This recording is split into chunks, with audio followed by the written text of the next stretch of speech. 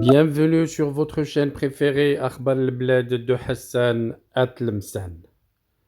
Comportement bizarre des médias belges, surtout la télévision belge, la RTBF, qui a une autre vision du travail diplomatique et qui confond efficacité diplomatique avec intimidation et menace de retombées électorales. Une confusion certainement qui doit être causée par l'odeur du dinar algérien. Les caporaux d'Alger qui brillent par ce genre de langage ont peut-être découvert qu'il manque de scénario et de mise en scène et ils ont décidé de recourir à une télévision européenne efficace en technicité. La RTBF, un média public pourtant, n'a pas été tendre avec Mohamed Amr, l'ambassadeur du Maroc accrédité à Bruxelles. Le média a lancé toute une enquête à charge pour dénoncer les pressions et ce qu'il a appelé des menaces prêtées aux diplomates marocains dans la défense du dossier du Sahara marocain, une brumeuse affaire sur laquelle nous allons revenir, mais pas avant de réitérer notre soutien et notre solidarité au peuple kabyle et aux jeunes kabyles condamnés à mort, à tort et injustement, justement par les caporaux d'Alger. Une injustice qui poussera notre solidarité et notre soutien à rester avec force et sans faille jusqu'à ce que justice leur soit rendue. Revenons à notre dossier. Des intimidations et menaces de retombées électorales, des révélations sur l'ambassadeur du Maroc en Belgique. C'est l'intitulé d'une enquête lancée par la RTBF par je ne sais par quel financement sur les activités de Mohamed Amr, l'ambassadeur du Maroc en Belgique. Le média public belge reproche aux diplomates de défendre la marocanité du Sahara marocain et de promouvoir une certaine image du royaume à travers une association, les Amis du Maroc.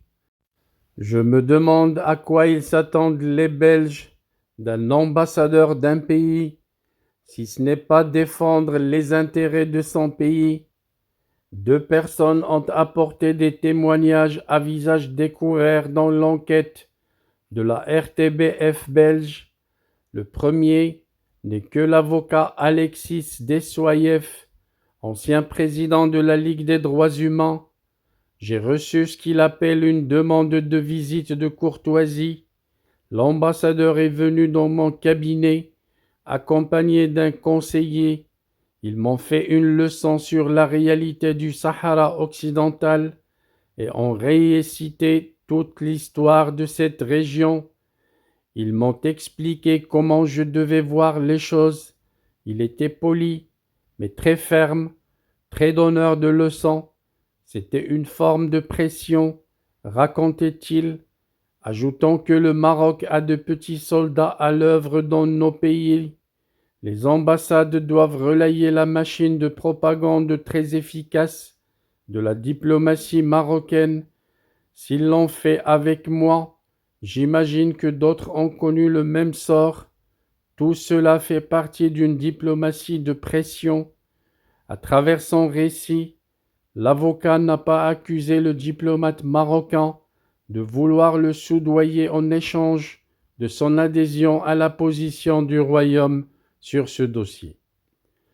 Le concours d'Ignacio Sembrero, journaliste espagnol, a été sollicité pour alimenter l'enquête de la RTBF.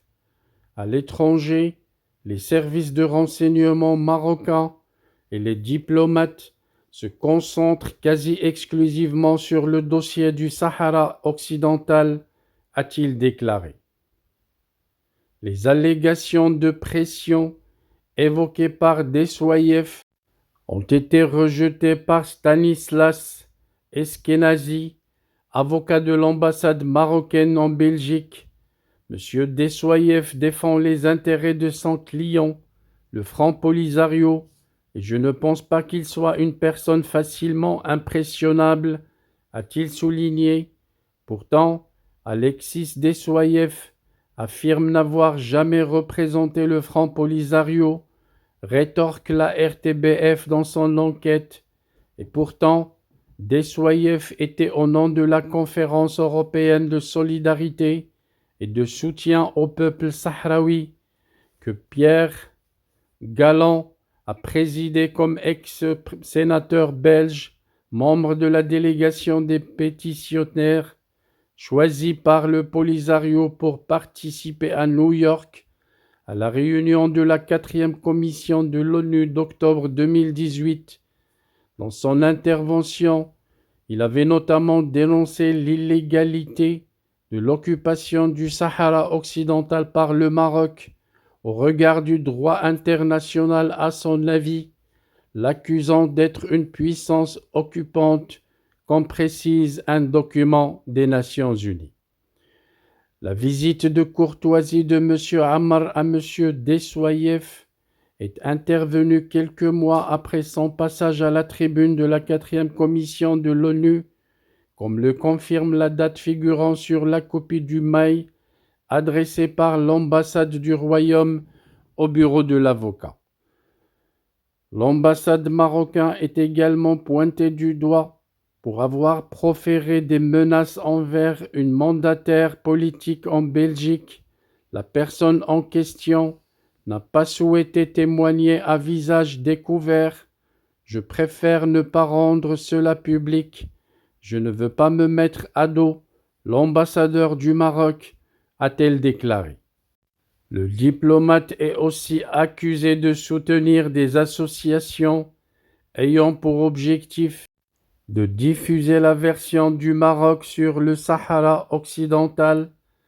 L'enquête de la télévision publique belge RTBF s'intéresse particulièrement à l'ONG Les Amis du Maroc, une instance qui organise des colloques et des conférences qui mettent en avant les avancées du Royaume, vantant notamment le plan d'autonomie proposé par le Maroc au Sahara occidental.